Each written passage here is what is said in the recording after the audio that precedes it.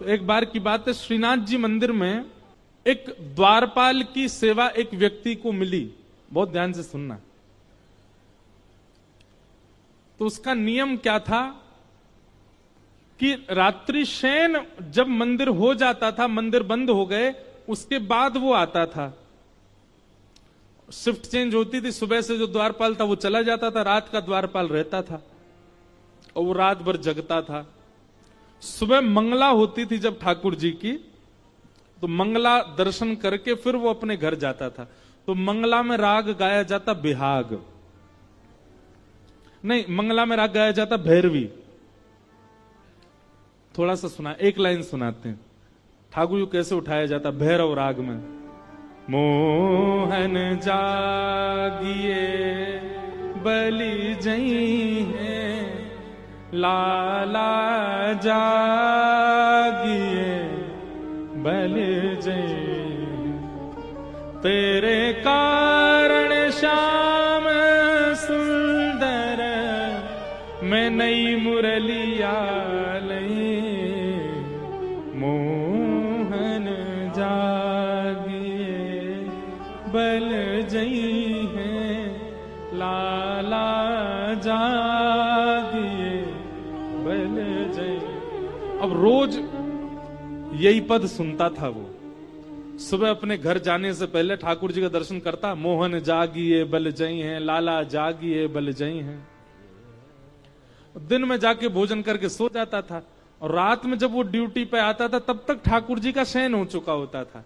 तो रात भर मंदिर की पहरेदारी करता था और वो रात भर यही गाता था, मोहन जागिए बल जई हैं। और हमारे ब्रज का नियम है, अगर आपने रात में भैरव गा दिया तो आपकी सेवा टूट जाएगी, क्योंकि ठाकुर जी उठ जाएंगे, फिर आपको मंगला करनी पड़ेगी ठाकुर जी की। ठाकुर जी की नींद कितनी कच्ची। कोई भैरव रात में गा दे गलती से अगर, तो ठाकुर जी उठ ही जाते हैं। और रात भर मंदिर की पहरेदारी करता, मंदिर के सब लोग तो सो गए जाके, और रात भर गाता, तेरे कारण श्याम सुंदर।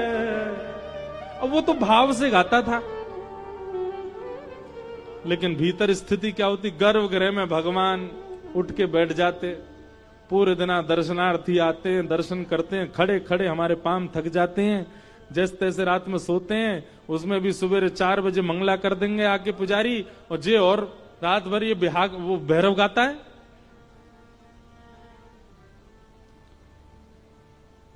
ठाकुर जी खूब कोशिश करें, कान बंद करें, इधर उधर सिर करें, लेकिन ठाकुर जी का स्वरूप ऐसा बन चुका है कि भैरव कोई छेड़ दे तो उठ जाते हैं। नहीं सोए ठाकुर जी रात भर। इतने में 4 बज गए, मंदिर के घंटे घड़ियाल बजे, मंगला आरती। सोई ठाकुर जी जाके अपने स्थान पर खड़े हो गए, अब मंगला होगी। कपाट खुले, जय हो श्रीनाथ प्यारे की जय, गोवर्धन नाथ की जय, गिरिराज धरण की जय। गुसाई जी ने आरती वगैरह तैयार करी, ठाकुर जी की आरती करने लगे। ठाकुर जी बेचारे रात भर के नहीं सोए, आंखें लाल पड़ गई हैं ठाकुर जी की। एक दिन हो गया, ठाकुर जी बोले कल बहुत सोऊंगा मैं, आज की और कल की दोनों की निद्रा कल पूरी करूंगा। रात में बेचारे गहरी निद्रा में, जैसे ही ठाकुर जी सोवे गए, शयन आरती हो गई, ठाकुर जी सो गए, सारे मंदिर के लोग चले गए, और रात में आया ड्यूटी पे उसने फिर से, मोहन जागिए। वो तो जिसको गाने की लत होती है ना, वो कुछ ना कुछ गुनगुनाता ही रहता है। ठाकुर जी बोले कहां करूं, या को याने तो आकर के मेरी सबरी निद्रा भंग कर दी है। 1 दिन 2 दिन 3 दिन हो गए, ठाकुर जी नहीं सोए। चौथे दिन बंधुआ ऐसा हुआ कि सवेरे मंगला करने के लिए जैसे ही गुसाई जी आए, सो ठाकुर जी अपनी ब्रह्म वेदी पर खड़े खड़े झोंकाले में। गुसाई जी ने तुरंत पर्दा किया, पर्दा करके, जय जय आप सोए नहीं, नेत्र आपके लाल पड़े हैं, और ये इतनी निद्रा क्यों आ रही? ठाकुर जी बोले जल्दी गोद करो, मुझको नींद आ रही है। और ठाकुर जी गुसाई जी की गोद में ही सो गए। गुसाई जी ने ठाकुर जी की पूरी सेज देखी, कोई ऐसा तो नहीं कि भैया चद्दर में कछु घुस गए हो, ठाकुर जी को कुछ चुभ रहे हो, सब देखा, लेकिन कोई भी ऐसी बात नहीं। आज श्रृंगार आरती 4 घंटा विलंब से हुई ठाकुर जी। ठाकुर जी सो गए। जब ठाकुर जी उठे, श्रृंगार कियो, गोसाई जी बोले जय जय, आप सोए क्यों नहीं, कोई पीड़ा आपको? ठाकुर जी बोले तुमने नयो द्वारपाल रखो है, रात भर भैरव गावे, ये सुबह मंगला में भैरव सुन के जावे, फिर रात में आवे, रात भर भैरव सुनावे, मेरी नींद टूट जाए। गोसाई जी को क्रोध आया और गोसाई जी ने उस द्वारपाल को सेवा से हटा दिया। 3-4 दिन निकल गए। अब 3-4 दिन बाद ठाकुर जी की जैसी सुबह सुबह मंगला आरती होने लगी, तो मंगला आरती में फिर देखे ठाकुर जी आज फिर झोंका ले रहे हैं। गोसाई जी बोले जय जय, अब तो मैंने वो सेवाते हटा दियो, अब तो रात भर आपको राग नहीं सुनाई देते होंगे, अब क्यों नींद आ रही है आपको?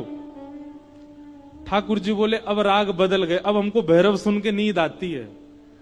अब रात में भैरव सुन सुन करके हमारी आदत होगी, जब तक भैरव नहीं सुनाओगे। अब मंगला में सब भैरव गा रहे हैं, ठाकुर जी को उठाती सब भैरव सुना रहे हैं, अब भैरव गा रहे हैं तो हमको नींद आ रही है, क्योंकि अब उसकी वजह से हमारी आदत हो गई है भैरव सुन के सोने की।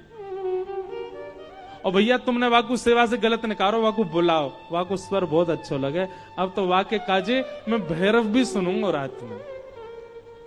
इतना ठाकुर जी प्रेम करते हैं गायन से। अपनी निद्रा और अपनी सुसुप्ति, अपनी जागृति, अपना भोग सब परिवर्तित कर देते हैं ठाकुर जी किसी के स्वर पर। एक बात लिख लीजिएगा, हमारे ब्रज में नियम है कि ठाकुर जी गा के उठते हैं, गा के सोते हैं, गा के खाते हैं, बिना गाए कुछ नहीं होता। ब्रज की सेवा में 3 भाव प्रधान है, राग, भोग और श्रृंगार। ठाकुर जी को सबसे पहले राग सुनाना पड़ता है, दूसरा भोग पवाना पड़ता है, तीसरा श्रृंगार। ये 3 से लाड़ लड़ाते हैं हमारे ब्रज में। तो हमारे यहां पर ठाकुर जी को सुबह उठाएंगे तो गा करके, सुबह का राग है भैरव, ठाकुर जी को भैरव गा के सुनाया जाता है, भैरवी सुनाया जाता है, तो ही ठाकुर जी उठते हैं। अब जिनको संगीत पता है वो सुन लो, जिनको नहीं पता वो ऐसे सुन लो। फिर श्रृंगार जब होता है ठाकुर जी का, तब भी ठाकुर जी के लिए गाया जाता है। आज ठाकुर जी कैसे लग रहे हैं, ऐसी मुकुट पहनी, ऐसी पीतांबर पहनी, ऐसी माला पहनी, ऐसे कुंडल पहने, ऐसे नेत्र हैं, ठाकुर जी के लिए राग गाया जाता है। भोग भी ठाकुर जी गा के ही पाते हैं। आज दधि मीठो मदन गोपाल, आज बहुत सुंदर प्रसाद बनो ठाकुर जी पाओ, गा के ठाकुर जी पाते हैं।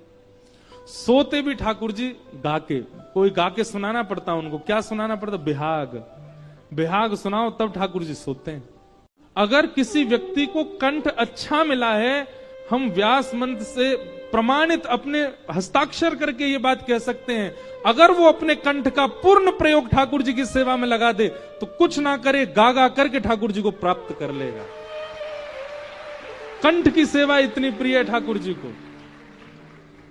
अगर किंचित भी किसी को कंठ मिला है तो, और क्षमा करना, इस जन्म में जिनको कंठ नहीं मिला, अगली बार अच्छा प्रयास करना। अगले जन्म में ठाकुर जी कह रहे ठाकुर जी गलो दे दो।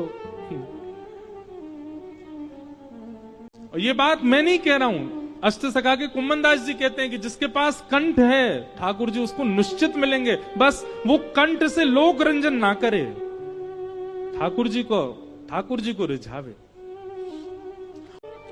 जिसने पाया गा के पाया, इसलिए गाना प्रारंभ करो, और स्वर नहीं है तो धीमे धीमे गाओ, पर गाओ।